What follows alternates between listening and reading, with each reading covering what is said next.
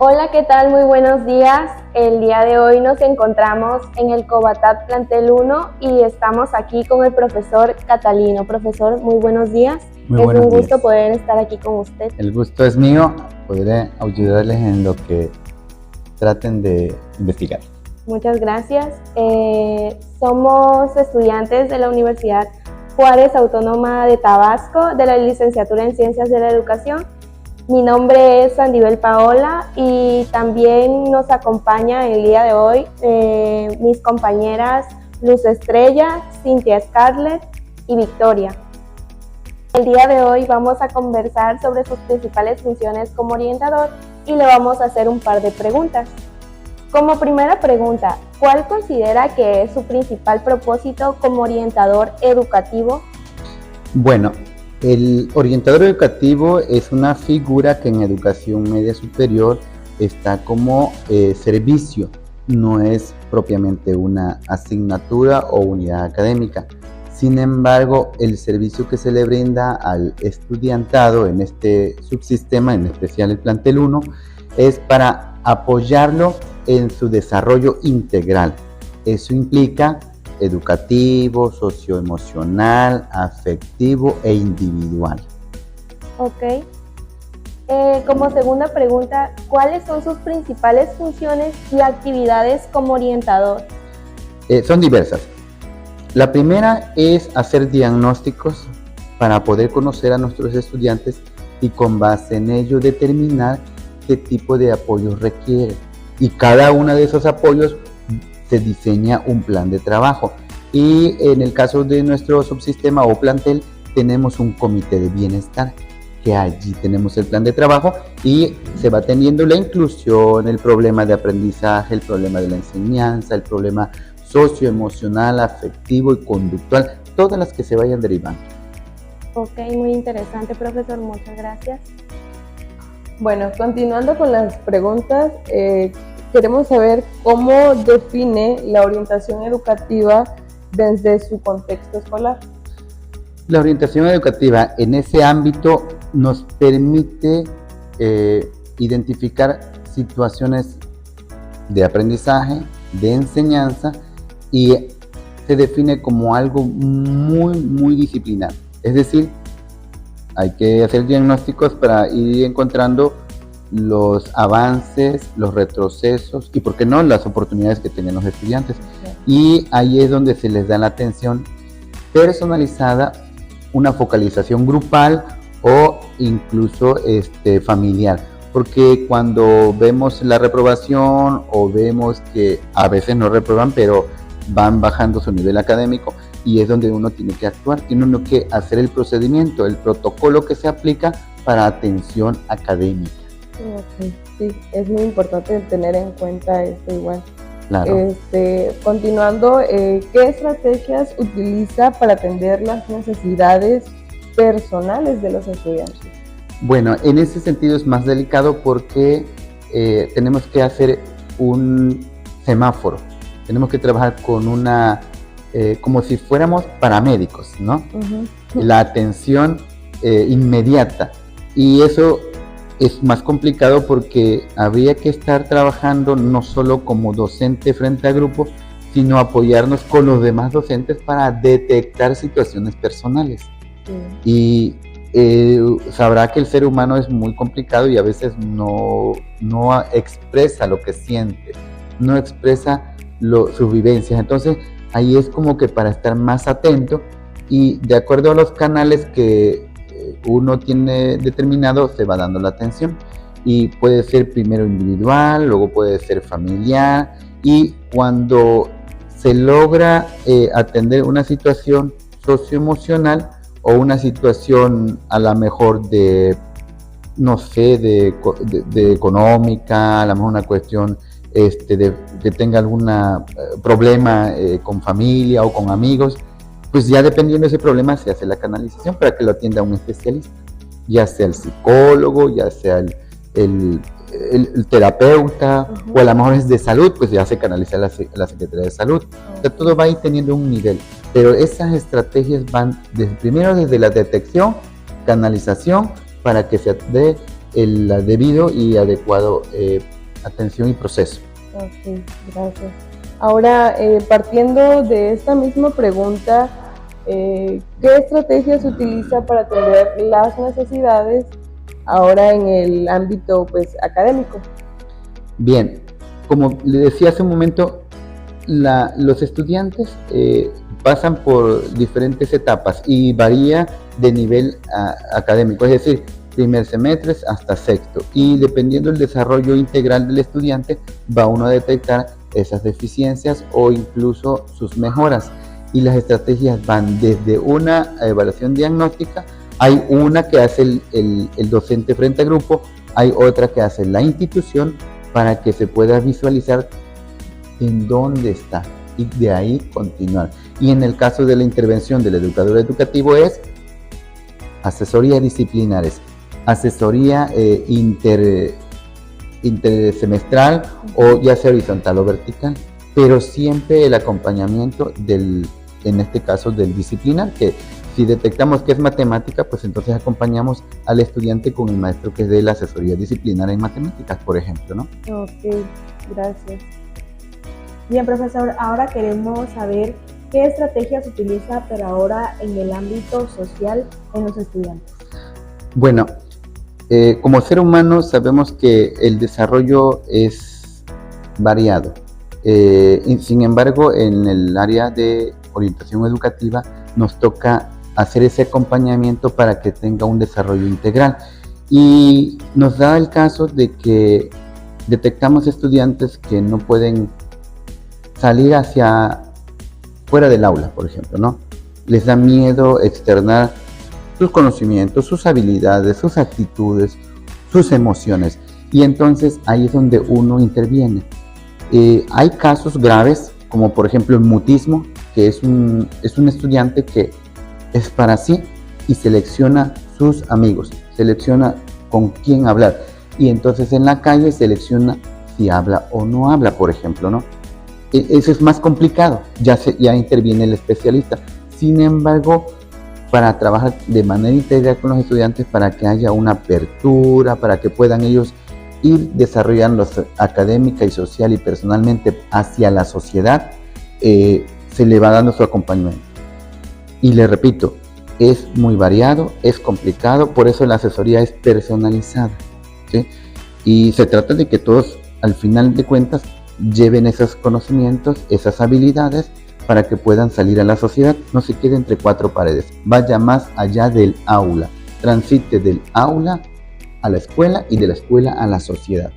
Es un reto muy fuerte, pero ese es una de las cosas que tiene que hacer el orientador, y como estrategia pues tiene que hacer plan de trabajo, asesoría individual y trabajar con los especialistas en el caso de algún caso especial. Muy bien. Ahora, con todo lo que nos dijo usted, que pues se tiene que canalizar y hacer como una retroalimentación al estudiante, ¿cómo se da cuenta usted que un alumno requiere atención personalizada o especial? Bueno, lo primero que hacemos es un diagnóstico. Siempre hay diagnósticos al inicio de cada semestre. Y en esos diagnósticos uno puede saber en qué situación se encuentra y partiendo de ello dar la atención. A lo mejor en algún diagnóstico se nos escape algo. Se aplica un test, es para hacer un filtro, y entonces ese test, en muchos de ellos se habla cosas que solamente lo va a saber el encargado de orientación y la autoridad inmediata. Y a partir de ello se puede ir atendiendo situaciones, casos. La otra forma de detectar es apoyándonos en nuestros pares, el par docente, es decir, el maestro que da matemáticas, el que da lengua y comunicación, detecta que en su grupo hay un estudiante con tal situación. A lo mejor el maestro de matemáticas desconozca qué, pero toma nota y lo primero que hace es hablar con el orientador educativo. Y ya nosotros hacemos lo pertinente, aplicamos un protocolo y damos el seguimiento. Hay ocasiones que no lo detecta el docente, que no lo detecta el orientador, pero una autoridad educativa tiene alcance de verlo y entonces lo trae. Situación que sea, el orientador es el primero y después se lleva a el protocolo para ver atenderlo y canalizar, dependiendo el tipo de atención que se requiere. Ok, muy bien, gracias. Y ahora, después de todo este proceso de que pues, ya lo canalizó, ya se está dando un seguimiento, ¿cuál es el seguimiento que usted realiza después de ya acomodarlo, de integrarlo? Bueno, cuando tenemos estudiantes en situación académica, social, personal o emocional, que le llamamos nosotros, se hacen los protocolos de atención. Y el comité de bienestar tiene en el plan de trabajo, el orientador va a atenderlo, va a escucharlo, va a hacer todo una atención, y dependiendo de la situación se hace la solicitud a quien le corresponda. Si es, por ejemplo, si fuera que anda reprobando matemáticas, que es lo más común, se platica con los maestros para que le dé la asesoría de manera personalizada.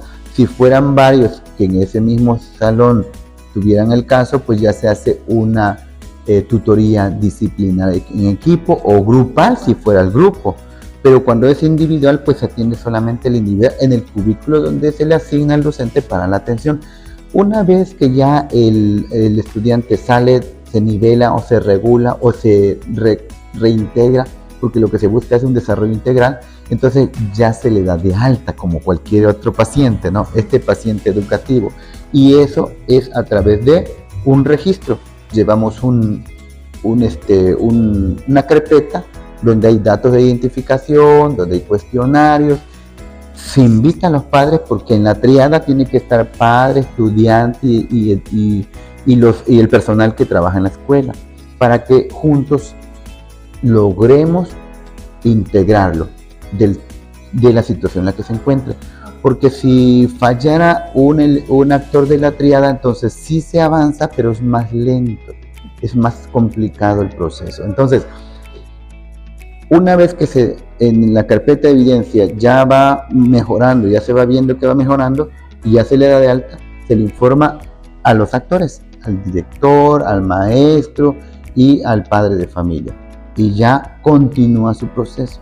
Esto se lleva durante todo un periodo inmediato, que es el semestre, pero como la tutoría es individual y personalizada por su paso durante los 3 años de bachillerato, por ejemplo, ¿no? O 4 cuando reprueba y regresa, ¿no? Entonces, eso queda el registro para que cuando en algún momento no está el orientador titular, hay otro orientador, pueda tomar la carpeta y entrar de emergente. Pero por lo general el titular siempre está pendiente de sus estudiantes y el tiempo que tiene para ir avanzando y revisando. Las citas se citan, se agendan citas, tienen carnet de citas. El estudiante va con su profesor de las 10 de la mañana, le dice: profesor, tengo cita con el orientador educativo. Y entonces el profesor ya sabe que va a ir a cita, ¿no? O sea, es todo un proceso. Sí, claro. Y ese plan de trabajo lo tenemos en un comité que se llama Comité de Bienestar. Muy bien, muchas gracias, profesor. De nada. Bueno, profesor, después de que hablamos sobre la intervención con el alumno, nos gustaría saber qué papel desempeña usted en la comunicación que existe entre las familias y la escuela. Principalmente somos el mediador, ¿sí? A veces no podemos resolver el problema solo, sí necesitamos de los actores que tienen que ver con la situación académica, personal o social o socioemocional del estudiante. Y no somos la parte acusadora, tampoco somos la parte solapadora, pero sí tenemos que estar presentes para mediar, para, como su nombre lo dice, orientar, para que tenga un paso por el bachillerato en la que no se sienta solo. Le hacemos un acompañamiento. Esa es la principal función, diría yo, o la forma en cómo hacemos la orientación educativa. Okay. Bueno, la verdad me parece muy interesante. Y para finalizar, me gustaría saber cuáles son los principales desafíos que enfrenta en su práctica. Los desafíos, la verdad que sí, es cada vez más evolutivo. Es decir, a como van encontrándonos los años, estos nuevos años, estas nuevas generaciones, van surgiendo más problemas propios de la evolución social. no es lo mismo tener un estudiante de hace tiempo que no había, por ejemplo, celular. Y entonces los problemas eran otros. Se han superado esos problemas porque se han atendido, se han inventado métodos, técnicas y estrategias, pero han surgido otros. Y uno de los más graves es el uso del celular. Y ese es un reto, pero muy grande, no solo en el plantel 1, en el mundo. Y hay implementación de muchas estrategias en la que uno va probando y ensayando para poder determinar cuál nos funciona bien.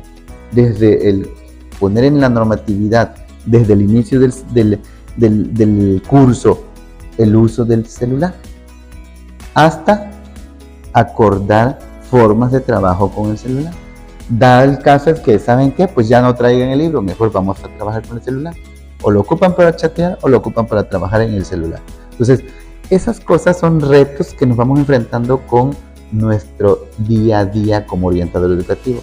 Y la última, la más novedosa, la inteligencias artificiales. Es una lucha que tenemos porque, ustedes saben, hay derechos de autor, hay que hacer tarea, hay que investigar, hay que estudiar. Y si ya tenemos a alguien que lo hace por mí, pues entonces ese es un reto para atenderlo. Porque estamos hablando del desarrollo integral y el proceso de enseñanza y aprendizaje es una parte que deben tenerlo. Pero si lo hace la IA y no lo hago yo, entonces ahí es donde viene uno a tener una carga de trabajo. Y es un reto enorme en esta sociedad actual, sobre todo con los estudiantes de esta generación. Sí, claro, la verdad sí. De mi parte y creo que de parte de mis compañeras ha sido muy interesante las respuestas que hemos obtenido de parte de usted y el adentrarnos un poco también en esa experiencia que ha tenido usted y que nos ha podido brindar un poco sobre ese conocimiento y esa experiencia que tiene desde ese papel de orientador. Y pues yo le puedo agregar que también tenemos padres modelos y también tenemos padres muy modernos, no solo modelos, muy modernos que también tenemos que adecuarnos a estas circunstancias. Nuevas reformas educativas, nuevas leyes sociales que impactan en la atención del estudiante, ¿sí? Las reglas que se ocupaban hace un año, hace 2 años han cambiado porque este año se han dictado nuevas reglas. Así es. Y eso son retos también. Sí, claro. Bueno, de parte de mi equipo de entrevistadoras y de mi parte, le agradecemos mucho su amabilidad y su tiempo también de habernos brindado para poder realizar esta entrevista y de igual forma también resaltar que es importante este trabajo que usted hace y su función como orientador, porque al final de cuentas usted es orientador académico, pero de la misma forma es un mediador entre lo social, lo familiar, entre esas distintas formas que tiene el alumno también de poder realizar bien su trabajo de forma académica, porque sabemos que son factores que en algún punto pueden afectar. Y bueno, eso ha sido todo por nuestra parte. Muchísimas gracias, le repito, por su amabilidad y por también brindarnos su tiempo y esperamos haya sido de su agrado también para ustedes esta entrevista. Muchas gracias, el agrado fue mío. Lo hago con mucho gusto para compartir experiencias porque es un trabajo de verdad que ustedes lo van a ver y lo van a vivir. Claro, vale la pena también saber. Sí. Muchas gracias.